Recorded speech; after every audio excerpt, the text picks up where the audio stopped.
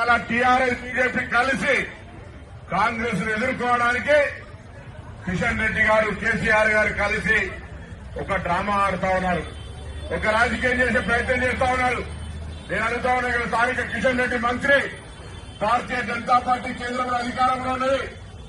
ఈ జూబ్లీహిల్స్ నియోజకవర్గానికి పార్లమెంట్ సభ్యుడిగా కేంద్ర మంత్రిగా ఎన్ని నిధులు తీసుకొచ్చారో చర్చకు సిద్దమా అని అడుగుతా ఉన్నాం. ఇలా ఎంతసేపు టీఆర్ఎస్ పార్టీ మౌత్ పీస్ గా నేనంటలే ఈ మాట మీ శాసనసభ్యుడు రాజా సింగ్ చెప్తా ఉన్నాడు. ఇలా మొత్తంగా బీజేపీ నాయకత్వం తీసుకొని టీఆర్ఎస్ కంప్లీట్ టీఆర్ఎస్ కి ఓటేసిన బీజేపీ చేసినట్టే ఈ రోజు ఇద్దరు కూడా కలిసి కాంగ్రెస్ వ్యతిరేకంగా పనిచేసే ప్రయత్నం చేస్తా ఉన్నారు. ప్రజలు ఆలోచన చేయండి.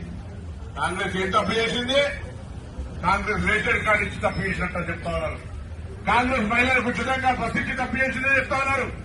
కాంగ్రెస్ అన్నబియ్యం ఇచ్చి తప్పు చేసిందా? ఎందుకు తప్పు చేసిందని అడుగుతా ఉన్నారు. ఇలా ఎందుకు విమర్శ చేస్తా ఉన్నారు? నేనైతే మా అభ్యర్థిని రౌడీ అంటారు. అసలు మీకు తెలుసుగా జూబ్లీహిల్స్ నియోజకవర్గంలో ఎవరు 10 సంవత్సరాలుగా నియంతృత్వంగా ప్రజలను అణిచివేయడం మీకు తెలుసు. అందుకే ఉన్నత విద్యావంతుడు చదువుకున్న యువకుడు నవీన్ యాదవ్ గారిని ఆశీర్వదించి గెలిపించాల్సిందిగా కోరుతూ గతంలో పోటీ చేసిన అజరుద్దీన్ గారు ఇలా మీ ముందుకు వచ్చి ఉన్నారు. అందరం కలిసి గౌరవ ముఖ్యమంత్రి రేవంత్ రెడ్డి గారు కేబినెట్ మొత్తంగా మరి నవీన్ యాదవ్ అండగా ఉంటుంది. జూబ్లీహిల్స్ అభివృద్ధిని ఆకాంక్షించి ఈ ఉప ఎన్నికల్లో కాంగ్రెస్ ని గెలిపండి.